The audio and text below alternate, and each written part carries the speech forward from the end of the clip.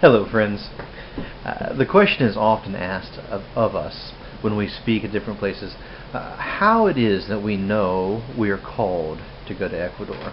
It's asked in many different ways, and we really get a sense that the reason it's asked is not just to make sure we're called to go to Ecuador, but to explore. The asker usually is trying to explore how it is that they're called, how they can be certain in their calling as well. And so I want to just give you a couple tips on how we were called, maybe a short story about how we were called, but then a couple tips on how you can know.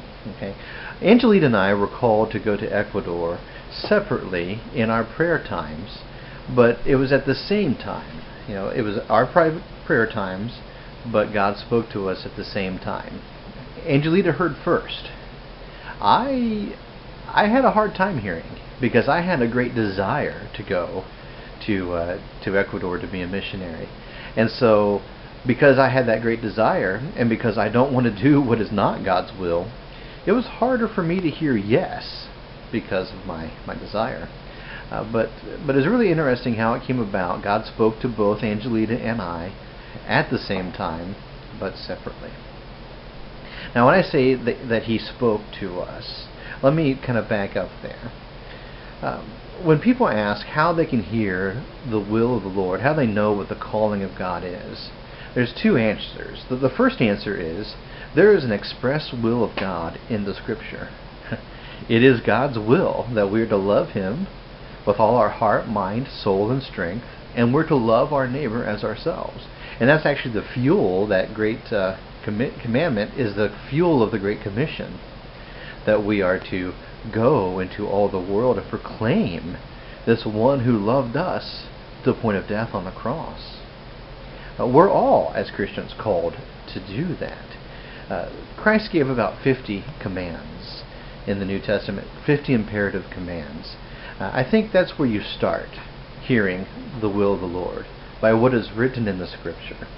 If you know what's written in the Scripture, then you can start hearing His specific will in your life, because it's going to sound much like what the Scripture has already told you His will is. The second way of hearing God's will, though, I think it involves, for us, a quiet time. From teenage years on, I've been told you need to have a quiet time, have a devotion time. It wasn't until I was an associate pastor at the Newton Falls Church of God, kind of early on in my ministry, that I came across a book that described the practice of Lectio Divinae, the sacred reading. Basically, that's my pattern to hear. I start with a scripture, I read it several times out loud, I pray it back to God, and then I sit in yieldedness. When my mind wanders, I just go right back to the heart of the Scripture. And my mind does wander sometimes. At the beginning, I couldn't really discern God's voice. But the more I practiced, the more I heard His voice, the more apparent it became.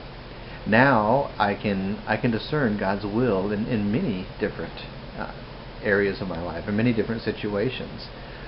But it came through devotion, through practice. And so that's how I have done that. Angelita, she doesn't use that pattern, but she does hear from God. God prepares her, usually before he calls the family, He prepares her for any kind of change and that sort of thing. So that's how we do it. I hope that you have a similar practice, or that you can say that God has given you a specific calling. I know He has. The matter is, have you heard it? You see, He has called each of us to be part of His body, and He has gifted each of us in that body to do the specific will that He has for us. I hope this has helped. I hope that this new year you will find what God's specific will is for you, and that you continue to follow after Him in His grip and in His grace. Thank you for listening. God bless. We'll talk to you later. Bye.